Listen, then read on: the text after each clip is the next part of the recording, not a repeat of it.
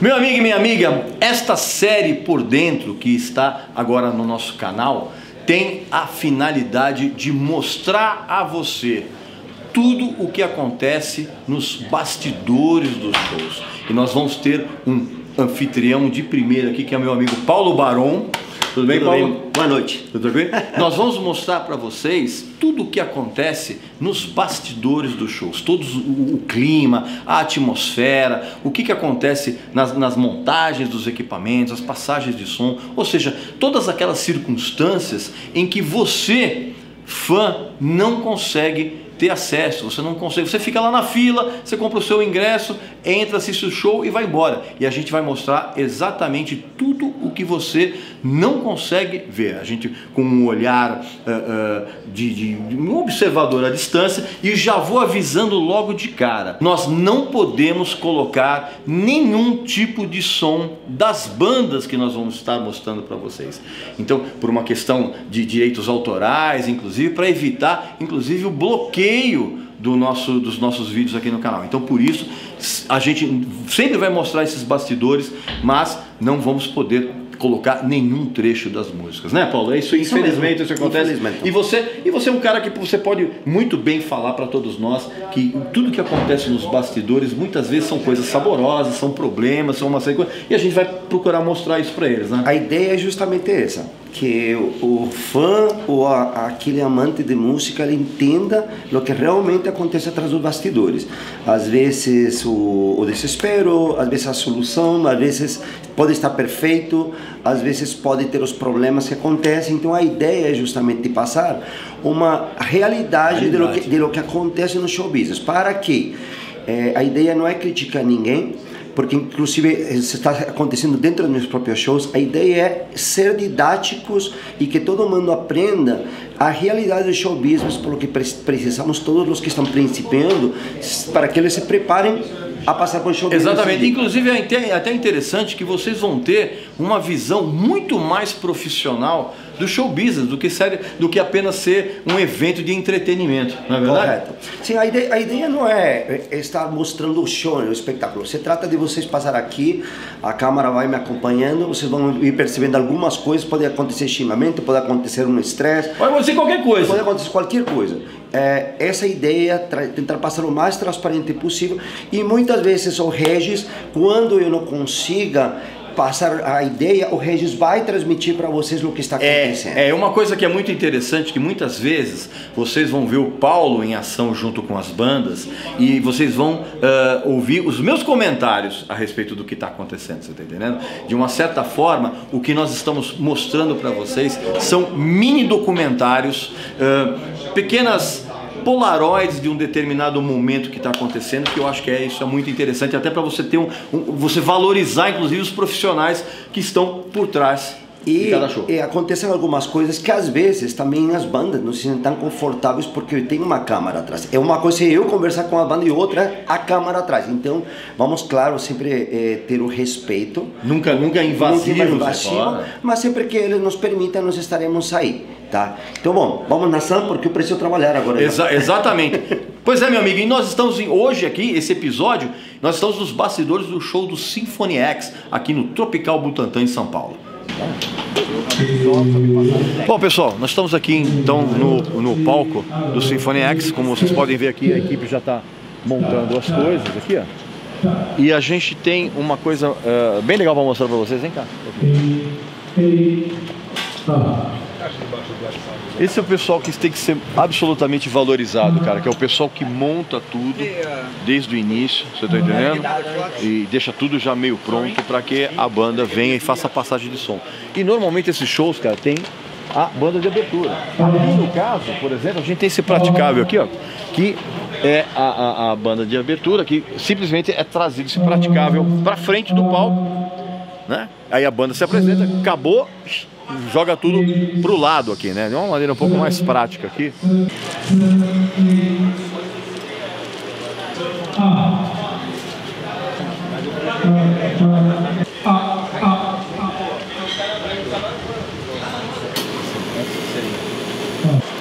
Esse é um detalhe muito prático em termos de transporte de bateria, né? São esses cases Em vez de você levar todos os cases na mão, aquela coisa toda, que isso normalmente é um saco, você tem esses cases especiais aqui que você já coloca, tem a haste aqui, você já encaixa todos os pratos aqui, fecha, transporta e um abraço.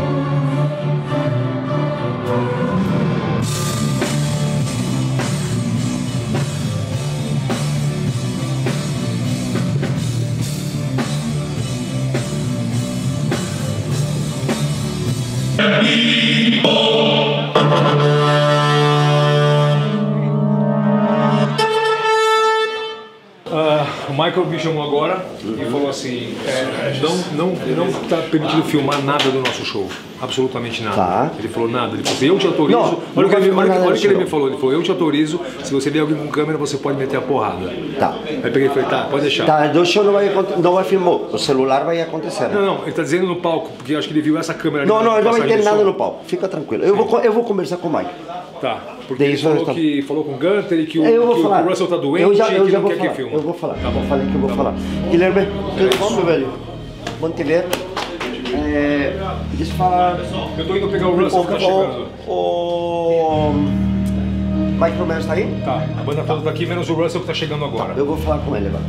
O Guilherme, só para vocês entenderem, é um engenheiro de som, não apenas de todas as bandas de rock há muitos anos aqui, além de ser um ótimo produtor e ser um cara que mixa como ninguém, ele também está acompanhando toda a turnê do Symphony X. Não é a primeira vez, inclusive já é a segunda turnê, ele já foi para a Europa com a banda, a terceira turnê já foi com a banda.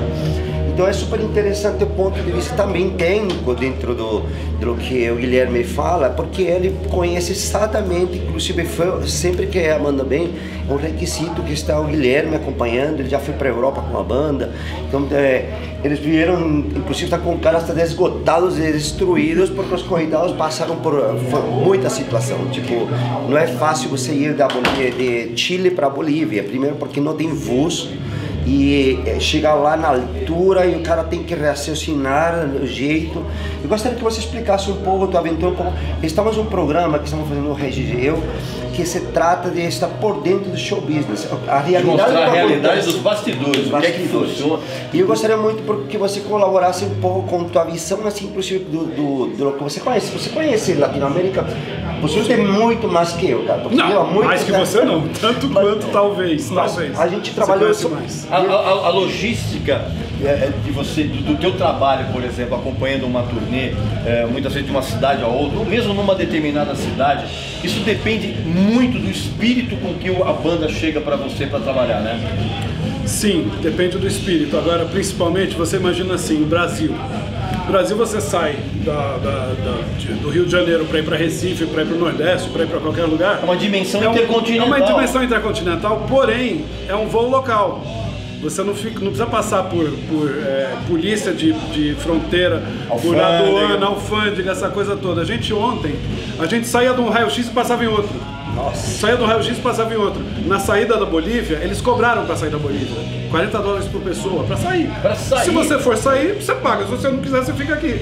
Pra sair, nunca vi isso. É aquele cachorro que morde quando você tá saindo, não quando você entra. Entendeu? Coisa incrível. Então, assim, se o pessoal todo não tiver com muita, porque você fazer um dia uma cidade ou outra sem todo esse problema, dá pra fazer, você se cansa, mas dá pra fazer. Agora, com esse problema de ser um país para outro, realmente as pessoas têm que estar com muita boa vontade, porque é muito cansativo. A gente, depois que saiu, se eu não me engano, o último descanso pra valer que a gente teve foi no Chile, né? Que a gente chegou a dormir, acordou, não me lembro direito. De lá pra cá, foi só assim, faz o show, chega no hotel, pega as coisas e vai pro aeroporto. Sai do show, chega no hotel... Isso sem contar o fato de que, por exemplo, como você...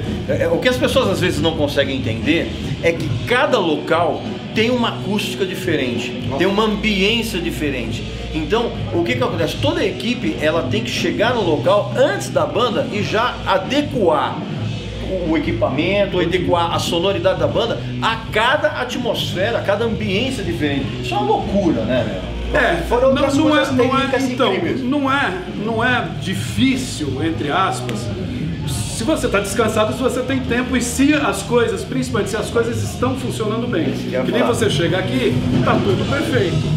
Você chega em algum lugar, tá tudo mais ou menos perfeito. Você chega em um lugar que não tem nada. Não tinha mesa de som. Não é que não mudar, não tinha mesa de som. Tinha um computador, faz o mesmo. Tinha um laptop e um iPad. E assim, não é a questão, as pessoas aí que falam moderno, mas dá pra fazer. Não é assim, dá pra fazer. Tem que ter uma mesa de som, cacete, pra fazer um show. Dá pra fazer uma festa infantil na sua casa. Dá pra fazer uma festa, dá pra fazer um bar, dá pra fazer um monte de coisa assim fixa. Agora uma banda que tem uma performance que você tem que mixar, porque é uma música complexa, inclusive, não é uma coisa parou e fica lá olhando. Não é assim, você tem que dar uma mixada que você até eu tava conversando com o pessoal dos bastidores, e talvez você possa me confirmar essa história. O local do show na Bolívia, do Sinfonia X agora, que foi numa escola israelita, em que a banda só pôde fazer a passagem de som depois das 5 horas, porque no local tinha aula. É isso? Sim, é verdade? Exatamente. A gente apelidou esse show de Escolinha do Chaves, porque a luz era uma piada. Entendeu? Não, inclusive tem uma história que vocês chegaram lá, tinham 4 lâmpadas. Aí vocês mas aquelas lâmpadas, sabe aquela lâmpada que você vai na Centro Figênio e compra aquela de spots, né? LED? Não, aquele LED que tem todas as cores, você pode ficar mudando, ele pode ficar pintando, assim. Era aquilo ali que tinha. E eu não sei, pra te falar a verdade, a gente estava viajando sem técnico de luz. Aqui tem um cara super bacana, o Betone está aí, mas não tinha ninguém. Eu nem, pra falar a verdade, eu nem reparei direito o que foi feito. Eu me lembro que tinha uma luzona amarela assim na frente deles. Um palco pequenininho. E uns negocinhos piscando atrás assim, o show inteiro, só isso. A luz era isso. E um assim, palco, me contaram que era um palco, e um palco pequenininho. Agora você imagina a situação de uma banda, como é o caso do Sinfonia X, é uma banda que é conhecida mundialmente, tocando no palquinho de uma escola israelita na Bolívia, com 4 spots, e lá na frente não tinha mesa de som, tinha um laptop. Não, depois o cara trouxe. Depois. Eu falei, não vai dar. Mas você teve com as trocas, porque isso tudo acontece assim, para as pessoas não ficarem pensando, mas como é que o cara chega lá e não sabe? Tudo isso vem de muitos meses antes, trocando e-mail, falando vai acontecer, não vai ter isso.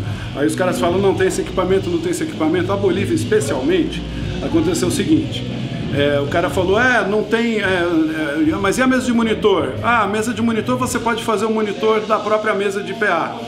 Aí eu falei, não. Está no rider, a gente tem que cumprir o rider deles, que o rider deles pede uma mesa separada de monitor e uma mesa de PA. Eu cumpro o rider, eu pego o rider de uma pessoa, seja gringo, seja brasileiro, seja quem for. Eu olho aquilo ali, se aquilo ali está especificado, a gente vai atrás daquele equipamento. adaptações podem ser feitas. A mesa de monitor é uma coisa importante, não é uma adaptação assim, não tem esse microfone, põe esse.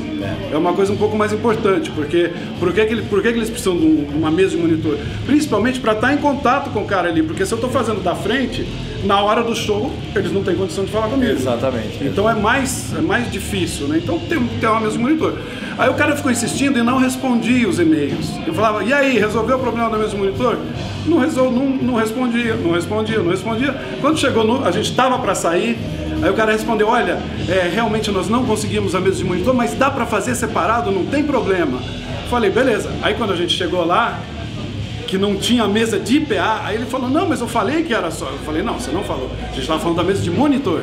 A mesa de PA, você me falou essa, eu fui lá, olhei e tem uma superfície. Então você arruma uma superfície para mim.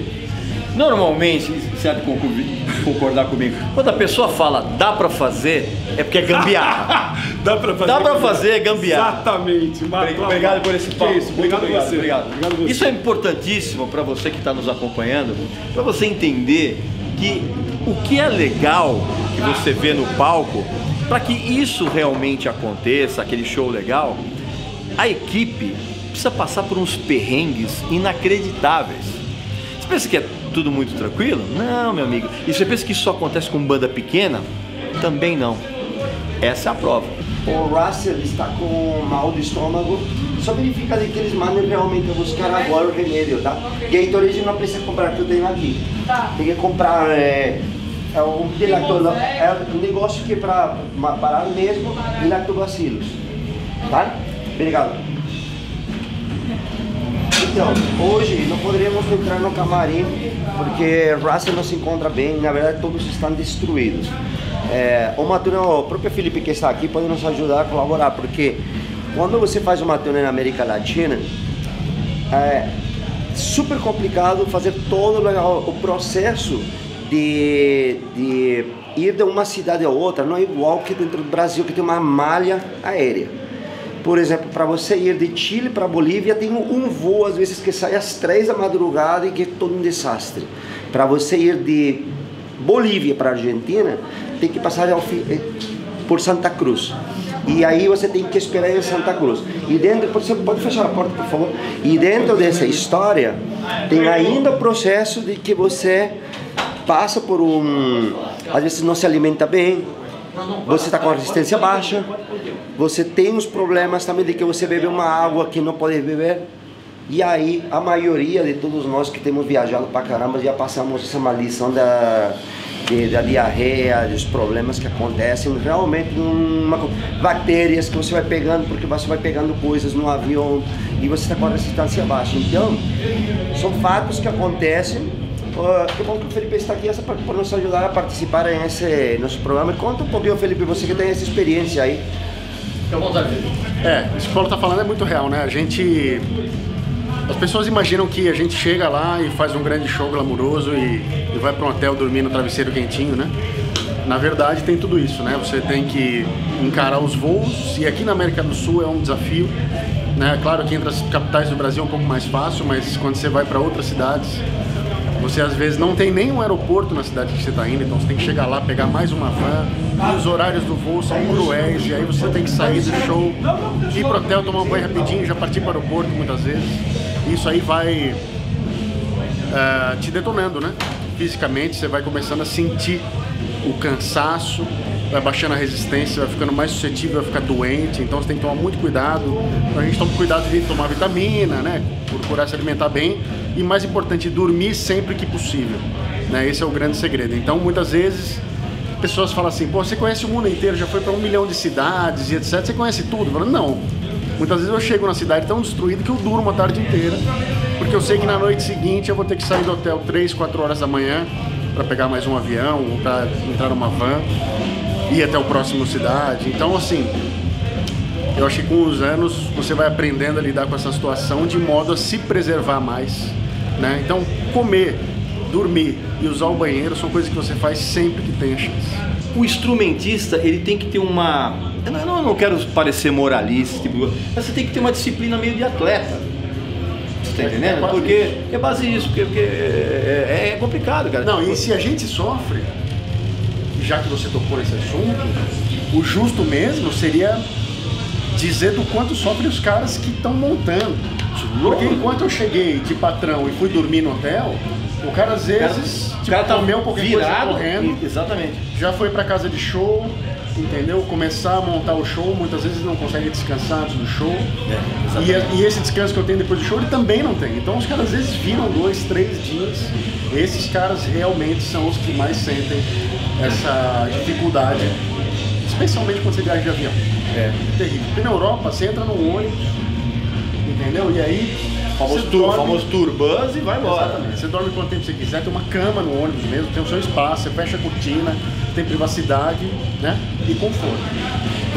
Para você ter uma ideia de como isso que o Felipe está falando é extremamente importante, existem grandes bandas, por exemplo, que tem 2 a 3 sets de equipamentos. Enquanto um é montado numa cidade, uma outra equipe está indo para uma outra cidade já montando o equipamento. Provavelmente o Metallica tem esse tipo Metallica, de... U2, desse tipo. Esses caras têm sets completos. Então, por exemplo, enquanto... Vamos usar o exemplo do Metallica. Enquanto o Metallica está indo para uma cidade A e a equipe toda está montando, uma outra equipe já está numa cidade B montando o equipamento, enquanto uma outra equipe com equipamentos está indo para uma cidade C, para a banda poder ir até a cidade B, cidade C, e já está com tudo pronto. E aí saiu de uma cidade, começa a desmontar e vai para outra. E por quê? Por que eles fazem isso? Porque cada dia parado é muito caro. Imagina no caso do Metallica, que tem uma equipe de 65 pessoas na equipe enxuta. Eu perguntei do show do Metallica que o Sepultura abriu no Morumbi. Eu conheci um cara que trabalha, era um dos caras que trabalhava com a iluminação do Metallica. Eu falei, vocês estão viajando em quantos? Ele falou, aqui na América do Sul em 65, lá é mais de 80. Porque tem mais uns caras de vídeo, mais uns caras de telão. Então você imagina, você manter 85 nego parado, custa muito caro. Certo? Então eles otimizam dessa forma, por isso que muitas vezes fala, pô, mas você foi fazer 30 shows na Europa em 35 dias? Sim, porque cada dia parado é custo. É custo, exatamente. Né? Então você não pode se dar o luxo de fazer tipo 2 shows para um, 3 shows para um. Você faz 4, 5 shows para um. Nos Estados Unidos a gente chegou a fazer 8 shows para um. Fazer 8 para um? 8 shows seguidos para um de descanso? E aí o Fábio, né, o cantor, é um herói, porque no ano passado ele fez 250 shows com o Angra e com o Rhapsody. Foram 102 só com Angra e mais 140 e tantos lá com o Rhapsody. E teve esses momentos. E é admirável que ele tenha feito toda essa quantidade de show e com aquela gritaria que ele faz no show. E não é fácil, dele, não é fácil. Nada fácil. Legal. É um dos negócios mais desafiadores. Eu levei mais 2. Bacana, gente. Obrigado, Felipe. Obrigado pelo teu depoimento. Isso é muito importante. E, infelizmente, a gente não vai conseguir filmar o Sinfonex no camarim, porque os caras estão, como o Paulo falou, os caras estão destruídos fisicamente, emocionalmente, estão super cansados, e a gente, de forma alguma, a gente vai causar qualquer constrangimento. Não é essa a intenção da série, não. E aproveitando... Você saiu de trás aí, Aproveitando, eu fui agora, inclusive, no camarim, já está melhor a história. O problema é que, cara, quando a gente está realmente em turnê, eu sei porque eu vivenciei muito essa situação. Eu sou um dos caras que não aguento estar em turnê. Tanto que eu detesto Nightliner. Tem cara, por exemplo, o Felipe adora Nightliner. O cara que ele gosta de viajar em Nightliner porque ele tem mais tempo para descansar. Realmente o Nightliner é uma coisa para quem... Explica para quem tá nos assistindo o que é Nightliner. O Nightliner é aquele ônibus que tem camas, no melhor das situações, certo? É um tour bus de luxo. Tour bus de luxo. E você vai viajando de cidade com esse tour. E aí tem cozinha, tem todas essas coisas. Só que você convive com um monte de pessoas por muito tempo. No caso, dentro de um ônibus. Dentro de um ônibus. Então, assim, tem que administrar relações, tem que administrar também o ego, as bagunças. Porque chega um momento que como você organiza uma mala dentro. Você sabe o que você tem que acabar organizando? Os peidos. Peidos, arrotos, cara, muitas coisas. Exatamente, por incrível que pareça. Porque depois de um tempo, as pessoas vão se soltando para ser porque você termina se cansando também de estar se policiando, entendeu? Então eu acho que sobreviver a uma turnê em um Nightliner não é fácil, não é para qualquer um não. Não é para qualquer um. Tipo, você vê esse cara 24 horas, vê ele no palco, você vê, que encontra às vezes no banheiro. Isso é pra você achar que vida artística é moleza, viu, meu amigo? E estou falando isso em todas as bandas, em todos os estágios. Em todos os estágios, tá? Isso A acontece. diferença é a quantidade de ônibus, né? Por exemplo, a banda, quando ela é muito grande, ela pode colocar, tipo, a banda num ônibus, a equipe no outro. Se a banda é realmente muito grande, ela coloca 2 caras da banda em cada ônibus, 2, entendeu? Exatamente, E a equipe, mais 2. Às vezes acontece no caso, por exemplo, do Scorpions, quando a última vez que fomos a turnê nos Estados Unidos, era cada um dos músicos com as famílias, às vezes via o filho ou a mulher e estavam em um ônibus cada um. Mas isso tipo é o que 5% das bandas que tem a possibilidade de fazer uma ou um pouquinho de menos, ou bem menos. Então assim, a realidade do show business não é assim. Hoje, por exemplo, neste camarim, nós temos vinhos, temos água, temos Red Bull e todas essas coisas que estão pedidas no camarim. Mas muitas vezes acontece que a gente chega de um voo, como aconteceu para eles, imagina, chegaram hoje às 3 da tarde de Argentina. Mas poder chegar na casa de show e não ter nenhum café. O cara está morrendo de sono, cansado, mudando, passou de fazer alfândega, passou de fazer migração, teve que pegar as malas, pegar e ainda 1 hora, e ainda chega na casa de shows, não tem uma água, um café. Acontece. Sabe que tem um episódio interessante? Quando eu era editor da Cover Guitar, fiz uma entrevista com o Mark Knopfler. Gentleman, cara. E a última pergunta que eu fiz pra ele já em carreira solo, eu perguntei: Mark, por que o Dire Straits acabou? E ele me deu uma das respostas mais sensacionais. Ele falou: cara, a banda acabou porque eu não aguentava mais fazer mala, desfazer mala. Cara, não. O Dire Straits é uma das bandas que ficou mais tempo em turnê para promover um único disco. As turnês do Dire Straits duravam 2 anos e meio. E o Mark disse o seguinte: eu não aguentava mais fazer check-in, desfazer a mala, tocar, voltar, arrumar a mala, fazer check-out, aeroporto, avião. Cara, ele não aguentava mais isso. Tanto que hoje o Mark, inclusive em carreira solo, ele faz shows para locais muito pequenos, as turnês são muito bissextas. O cara não aguenta. É horrível, muitas vezes. E olha, eu que não sou artista e nem acompanho todas as turnês, às vezes vou acompanhar um pedacinho de uma turnê. Antes acompanhava mais, eu fui ficando mais velho, tomei a decisão de que vai ficar menos nessa história. Mas é engraçado, a presença às vezes do empresário é super importante em muitos aspectos. Às vezes colocar uma ordem, às vezes uma negociação com o promotor, às vezes para que as coisas funcionem. Às vezes é a cola que funciona, né? A cola que une as fraturas. E o que acontece no processo do tempo de estar em essas viagens, cara, eu cheguei a ter em casa 3 malas preparadas. 3 malas preparadas para chegar, passar 2 dias, mudar a mala, trocar por outra mala e só sair com a mala. Passei um dia, por exemplo, 12 horas preparando 3 malas. Não dá. É triste ter 2 necessários. Aí não é só isso, né, cara? Porque tem muita coisa. Tem um remédio que você precisa que às vezes não tem. O sofrimento de uma banda realmente, por isso que muitas bandas acabam. E muitas terminam na estrada. Muitas terminam na estrada. Essa convivência do Turbans é uma aprovação para muitas bandas. Porque se a galera não tem maturidade para administrar os ânimos ali, as pequenas coisas se tornam grandes. Aqui no relacionamento entre homem e mulher. É um casamento. É um casamento. E nada é melhor para você medir o grau de tolerância do ser humano do que um Turbans. Entra, só fica um pouquinho e sai, tá? Por favor.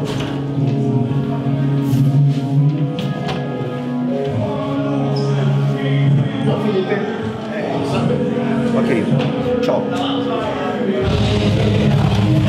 É assim, na semana passada foi estresse lá no show do Angra, por um problema que tivemos com o LED.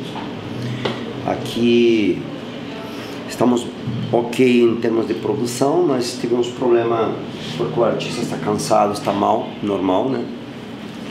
E foi um roteiro péssimo. Mas é isso, né? O show tem que continuar. Os caras são super gente boa, eu conheço eles há 17 anos. Minha primeira turnê com eles foi no 2000.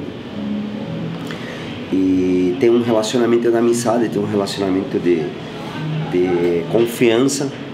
Só que, cara, é difícil você, inclusive, mesmo você tendo um relacionamento de amizade, de confiança, chega um momento que sorrir pesa.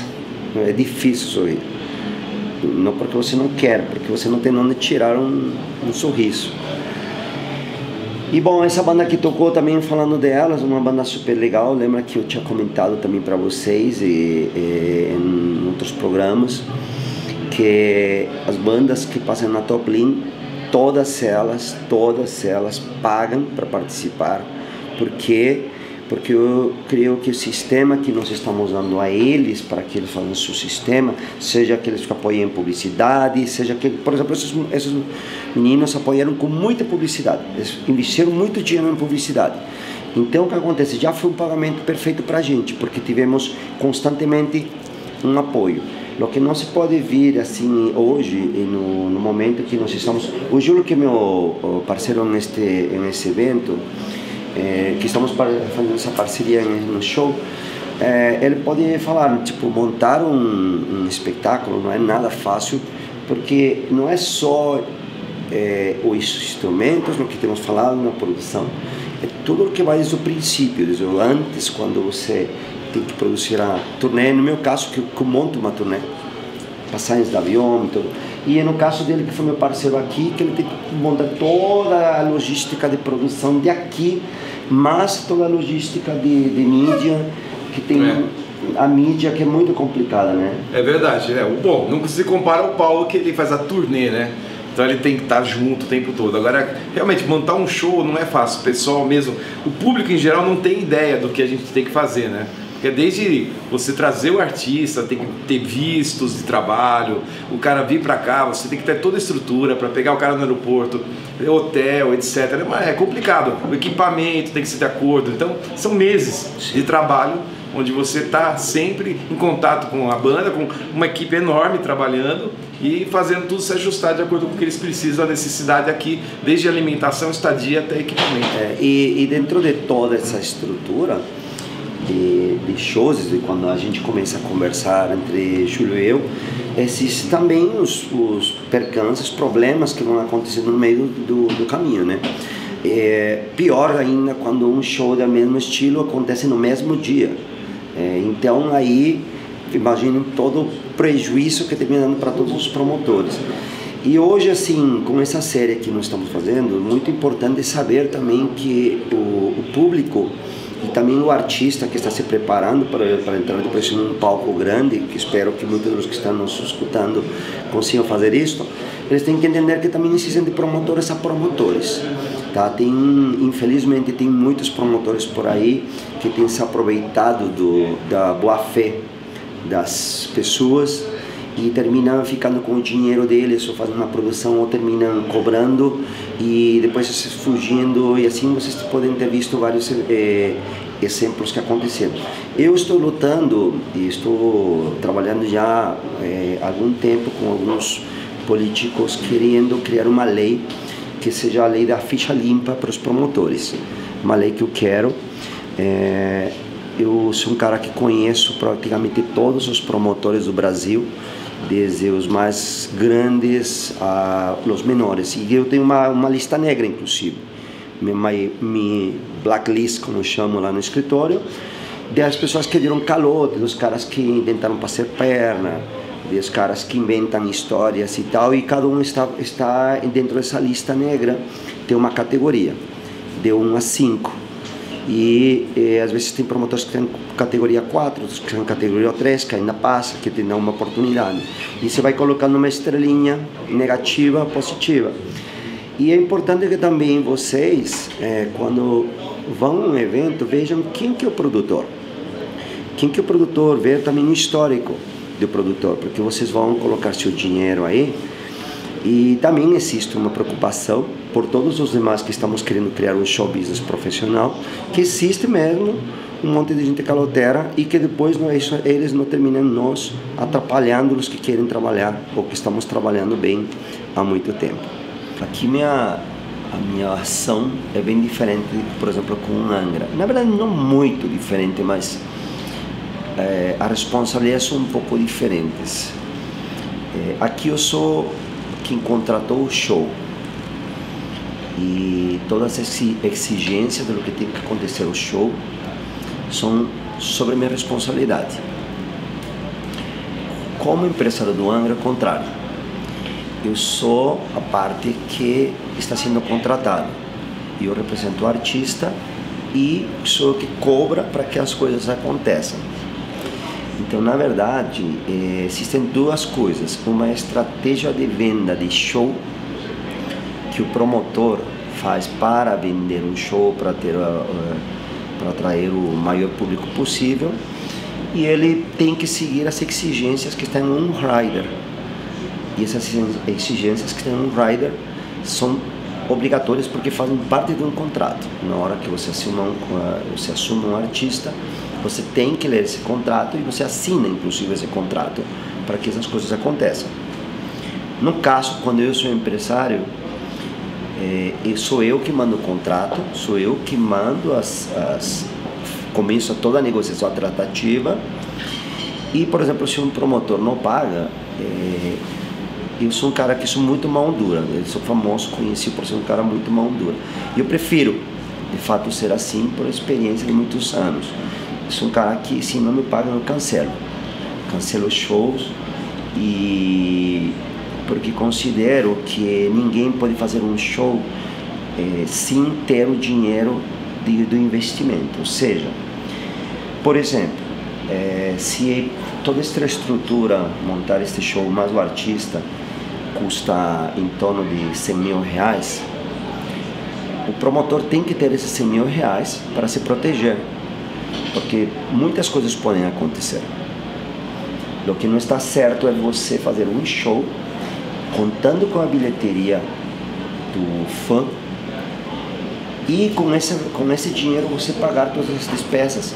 Porque que acontece? E muitos fazem isso, que é um péssimo hábito que não deve acontecer.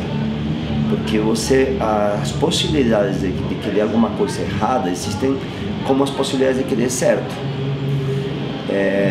E no momento que uma pessoa começa a utilizar e pega os primeiros 100 ingressos para vender, para pagar o artista, para pagar a casa de shows e tal, ele está colocando em risco o show. Inclusive a qualidade do show, porque quando chega no final e não tem dinheiro, ele começa a cortar coisas, que quando vocês veem que aconteceu, por exemplo, em um festival que não quero falar o nome, mas que foi se desmanchando o palco. Se montou um palco e a outra metade do palco não, porque não tinha se pago, e foi caindo e foram retirando as coisas. Então acontece muito isso, tá? No show business é uma situação típica. Stay on my feet. If you guys just keep giving me that energy, man, and keep me going. Can you do that for me? All right. Whew. Now this next song is really, really special to me because we've been through a lot, you know, as a band. But me personally, I've been through a lot out here on the road. I lost a couple of friends a couple years ago in an accident that really just changed everything, you know. And so I think about them every night on stage, and I think about them all the time, really. I think about how blessed I am that I'm here. You know, I think about you guys, I think about the fans, I think about people who, you know, want to listen.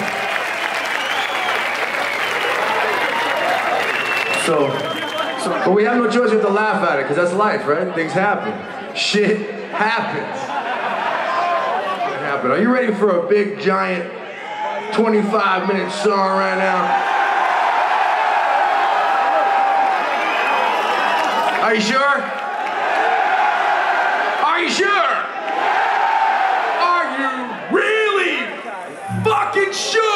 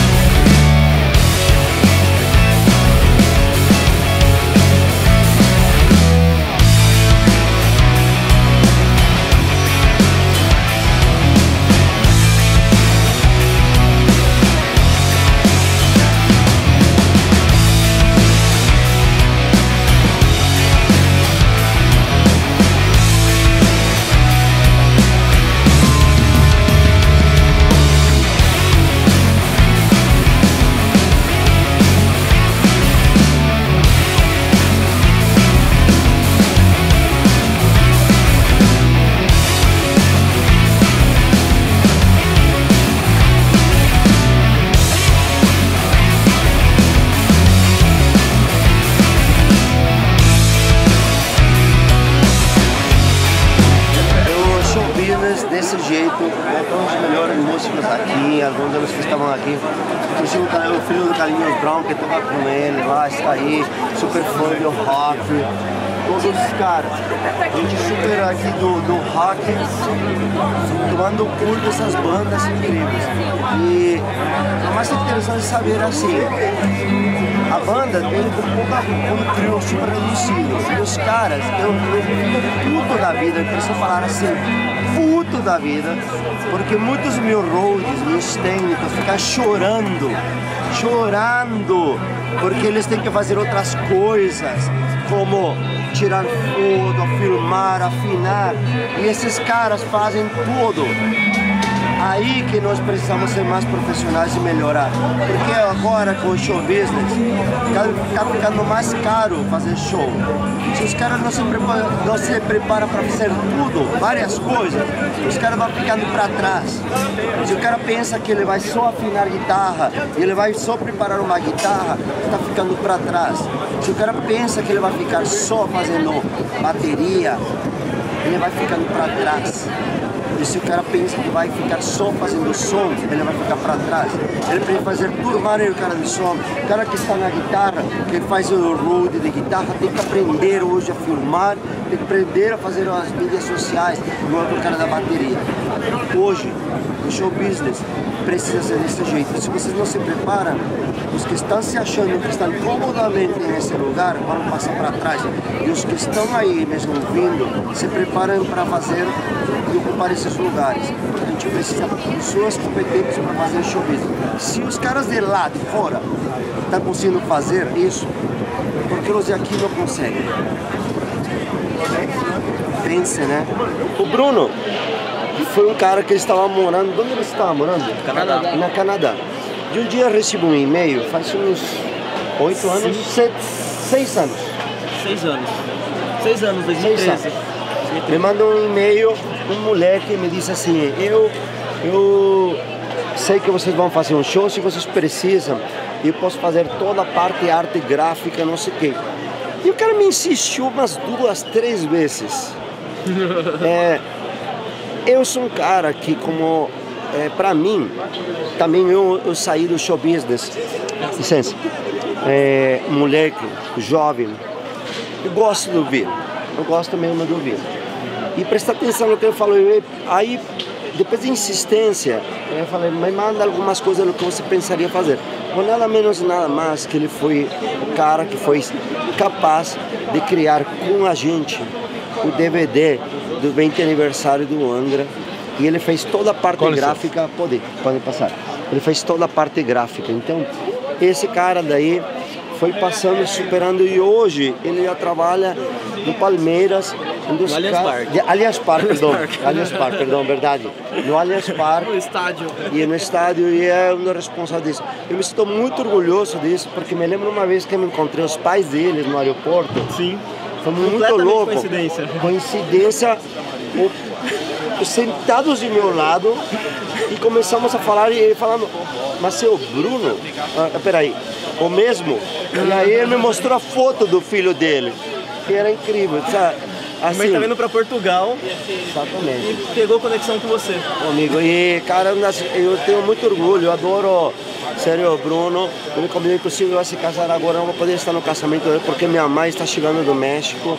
Mas, tipo, pra mim é um dos exemplos de que as coisas no show business, se você trabalha, se você se empenha, você faz as coisas certas, dão certo.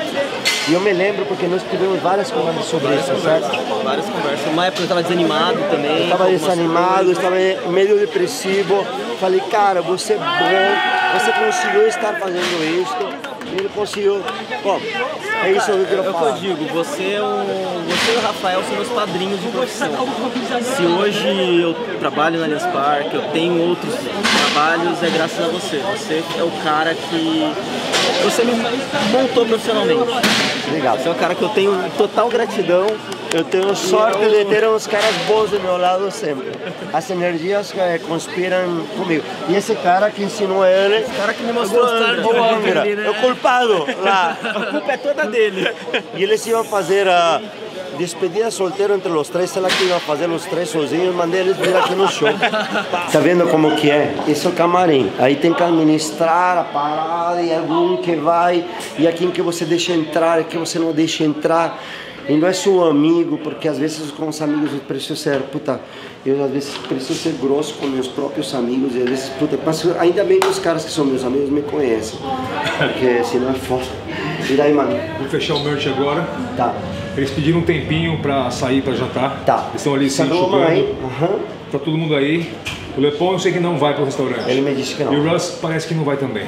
Tá, eu vou dar um abraço nele aí. Tá. Vamos ver aí. Que eles estão no camarim ali, meio se enxugando. Tá eu falei pra eles que eu ia ver merch. Ele falou assim, tá, a gente espera ele mais uns 10, 15 minutos. Beleza, tranquilo. Cuidado com a reserva, hein, mano? Cara, você é muito simbólico. Autografa aqui, por favor, também. Você conseguiu? Consegui. É o cara do metal. Pode ser aqui só na minha guitarra. Esse aqui de um amigo. Peraí, deixa eu segurar aí pra você. Tá certo? Pode assinar só na minha aqui, ó. Tá. Do amigo não. Por favor. É, do amigo não pediu, não sei se ele quer. Amigo? Eu gosto do Paulo, vai que ele não gosta. Tô brincando. Fui atrás. Não deu pra levar pro Rio, né, Paulo? Mas vamos ir, né? Vamos tentar. Pra ser próxima turma, vamos pra lá. Se fosse a Anitta, ia encher. Cara, obrigado, tá? Tchau. Você mantém o metal vivo. Obrigado, Respeito velho. muito, valeu. Obrigado. Parabéns, obrigado. Ele andou Não é? com a guitarra, É o tipo de coisa que alimenta, né? Porque, puta, são 30 anos de show business.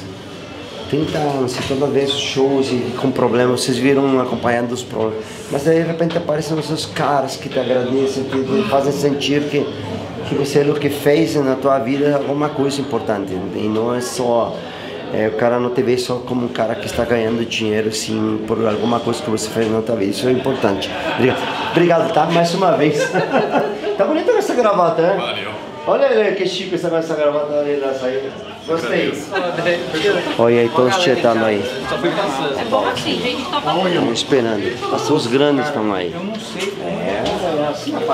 Olha ele tietando também, ó. Até os grandes ficam tietando lá. É assim a parada. Assim, ó. Olha. Ó, se o Bron soubesse que os filhos iam terminar desse jeito, ele não teria parido os filhos roqueiros. Aliás, ele agradece, né? Agradece. Toda vez que o Carlinhos fala comigo, me diz, pô, eu sou do rock, Barão, você sabe disso. E é verdade, ele tem uma alma de roqueiro total. Ó, Vini aí, ó. Vini, ele é... Mostra aí, Vini, conta aí. Fecha a porta, fecha a porta. Vini, conta essa história, é bem interessante. Vocês conhecem o Vini? Um grande cara, adoro, Pro 46, tá? Uma daquelas bandas que está despontando super, e eu tenho certeza que vão ser os caras que vão estar em máximo 3 anos, vão estar lá em cima. Aliás, falei 3 anos por falar assim grande, mas eu acho que entre próximo ano, no máximo 2 anos vão estar aí. E conta essa história aí. Exatamente o que você estava falando. Nós do Project já estamos aí há quase 10 anos, só que antes desses 10 anos de existir a banda, Michael Romeo foi um dos caras que mais me influenciou a tocar guitarra, então eu trouxe um VHS, que nos tempos de hoje é muito difícil alguém ter um VHS, entendeu? Então eu quis trazer isso para mostrar, porque foi um dos caras que influenciou para eu entender a minha vida diferente. Eu tive aproximação com a guitarra por causa do Nirvana, e aí depois eu comecei a escutar Iron, e aí quando eu comecei a ouvir mais metal, o Michael Romeo foi minha maior influência, foi o cara onde eu tive um insight assim de tipo assim, eu posso trabalhar com música, eu posso ser um guitarrista foda, e esse foi o cara que me ajudou a decidir ter uma banda, a decidir cair na estrada, a decidir tomar isso como uma decisão da minha vida para trabalhar e levar minha carreira a sério. E hoje tá aqui mais uma vez. Eu agradeço muito o Paulo por esse convite, presente de aniversário, porque essa semana foi meu aniversário. Ele mandou mensagem: Vini, minha forma de presente para você é fazer com que você conheça esse cara, e para mim vai ser mais de 15 anos acompanhando o trabalho da banda, ter visto 3 shows, e hoje com certeza foi um espetáculo. Que show, né? Maravilhoso, maravilhoso. Puta iluminação, equipe monstruosa, o som tava monstruoso. E é isso que a gente pede, né? O metal precisa disso. Vem cá, meu velho, me conta aí. Conta aí, o que você acha aí? Ó, mas um dos filhos do Carlinhos. O Carlinhos deve ter feito, sei lá quantos... Não me conta quantos irmãos você tem, não vamos falar desse assunto.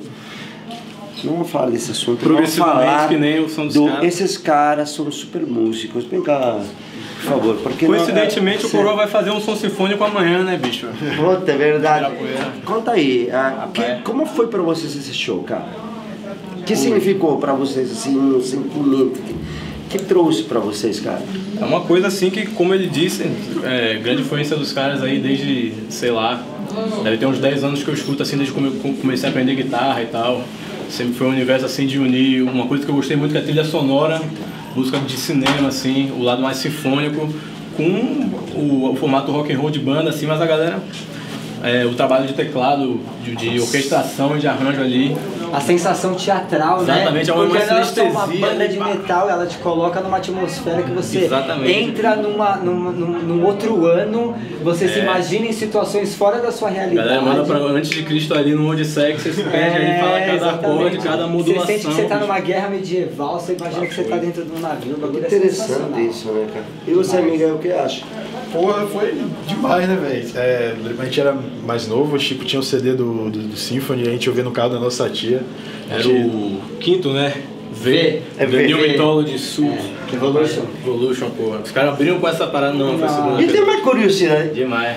E quando teu pai escutava vocês aí, escutando essas porras, o que eu falava? Me conta aí, vai. Algumas ele pira, assim, depende do humor dele. Não, antes. Agora eu sei que ele gosta pra caramba e ele já viaja, porque você sabe que somos muito amigos, ele conversamos direto. Mas e como era naquela época? Vocês influenciaram muito esse cara, né? Quando eu comecei mesmo assim a ouvir rock and roll, eu lembro dele falando assim, não, vai ouvir Sepultura, não sei o que, mandou direto pro Roots, assim. E na época foi uma parada tipo, uou! Não sei se eu tava pronto ainda, tá ligado? Mas só sei que foi uma pancada que até hoje me direcionou na questão de groove, assim, de você juntar a música do Brasil com isso aí lá fora, com o universo e tal. Inclusive tua banda tem essas paradas também, né? Tem umas pegadas aí, né? Groove bastante, né? Tem que ser, tem que groovar. E você, amigão? Como é que essa tua influência, assim, desse jeito? Tipo, porque é louco, né? Você tem teu pai, que ela as pessoas aqui, eles eu defendo muito isso, sempre defendi teu pai muito no mundo, em todas as paradas, porque eu entendo teu pai, em termos musicais, como um cara do world music. Eu sou um cara que adora world music. Total. E que conhecesse mais o Carlinhos Brown, e assim, cara que pesquisasse em música, eu entender o Brown, porque é um cara que ele já passou pela música cubana, passou por rock, passou por o swing, passou por todas as músicas, o reggae, passou por todos os estilos. É um cara que eu estive na casa do Brown, estive no estúdio do Brown, e todos os equipamentos que ele tem, tudo o que ele gosta de eu me imagino que pode ter sido, de alguma maneira, como a influência também de vocês, filhos, devem ter trazido para ele. Tanto é porque vocês não sabem, mas vão saber em breve. A Tária já falou. A Tária participa em um álbum do Brown e o Brown participa no álbum da Tária. Tá? Só para vocês saberem. Entre outros, também tem o Rafael do ano para participar. Tem o Bruno fazendo várias músicas. Então, assim, e o Brown não precisa de fazer isso, vamos falar. Não precisa. É porque tem uma influência dos filhos aqui. É lógico ou não? Com certeza, com Sim certeza. ou não? A importância disso, de cada geração trazer uma informação diferente, consumir uma coisa diferente, né? Os pais trazem algumas coisas que passaram em alguns momentos e as gerações que estão vindo, elas estão consumindo coisas diferentes. E as coisas antigas também traz de volta, né? Sim, então exatamente essa mistura da essência antiga com as coisas novas que estão vindo, com os tipos de distribuição digital de música, a galera consumindo através de Nossa, minha filha e eu ficamos brincando, como eu viajo muito, fico falando com ela e ela me passa assim, pai, eu descobri primeiro essa banda, e eu falo, eu descobri depois, anota aí. Rola isso com vocês? Rola, ele já passou de algumas influências pra gente assim, já deu nome de banda, não sei o que. O rock and roll dele que ele era da nossa idade era merengue, né? Essas coisas latinas e tal. Esse era o rock and roll dele, né? Rock trio elétrico. Rock and roll de trio elétrico. Inclusive, ele conta que a primeira vez que ele cantou no trio elétrico foi com a banda de rock, velho. Era Revolto, ele era percussionista, aí o cantor saiu, e aí, porra, quem vai cantar? Não sei o que, eu canto. Aí cantou. E na Bahia, desde a guitarra baiana, né? Desde o pau elétrico, que antecede a guitarra baiana e antecede a guitarra elétrica, veja bem. Porque já era uma atenção de amplificar ali. Isso aí é o nascimento da distorção no Brasil, de certa forma, que até hoje reverbera, porque começou lá, né? E Raul até. E eu quero falar uma coisa, as pessoas... eu sou totalmente contra de segmentação, de qualquer tipo. Sexual, segmentação por seres humanos, por um cara que é menos válido, por um cara que é mais inteligente, por um cara que é nerd. Eu sou totalmente contra disso. E por quê? Porque todas as pessoas temos alguma coisa que aportamos neste mundo, certo? De alguma maneira ou de outra. Eu mesmo, sendo um mexicano, que me adaptei aqui, olha, sou o cara que mexe o rock and roll, heavy metal no Brasil, né? Completamente. Você fortaleceu, você ajudou muitas das bandas a voltarem a ter um circuito de viajar e tudo mais. É muito claro isso pra gente. Eu, como artista, como estando numa banda que é o Project, eu vi e acompanho todas as bandas que você trabalhou. É muito importante o seu trabalho e esse pensamento não limitado de falar, não, eu vou separar, eu vou fazer isso, eu vou fazer aquilo. Isso é muito importante, é muito rico. Então, se você limitasse as coisas, nós teríamos feito, por exemplo, aquele momento tão histórico que tivemos na Bahia, a primeira vez que colocamos Sepultura, Angra e Carlinhos Brown, eles estavam lá no trio elétrico comigo, cara, na avenida, as pessoas, é engraçado porque muitos segmentados, com a cabeça ainda que parecem de, sei lá, do século, sei lá, 17, 16, fica, não pode misturar. Cara, vocês deviam ter visto, nós três estávamos nesse lugar. No meio da rua ali. No meio da rua, e você via aqueles caras com uma banda roça. Junto. E passavam e faziam assim, cara. E os camisa preta do lado. E os camisas pretas pulando. Com o máximo respeito, né? Total. Com respeito. Não, assim, bicho, roda punk no meio da rua gigantesca, assim, da calçada até a outra. Aí eu tenho uma dor grande quando o Brown foi no Rock in Rio e os caras não entenderam, eles jogaram lata. E ele mesmo assim ofereceu pro roqueiro, pro heavy metaleiro, a oportunidade de levar Salvador na casa dele e fazer um trio elétrico como isso. Eu sentiria vergonha se eu tivesse tirado uma lata. Hoje eu teria cortado meu braço ou minha mão. De vergonha, eu digo sinceramente, porque eu teria no mínimo mandado uma carta pedindo desculpas ou perdão. Porque, gente, se a gente não faz desse mundo um respeito, e se a gente não nos permitimos que a gente se passe essas informações, se recicle, né? A gente não vai se reciclar.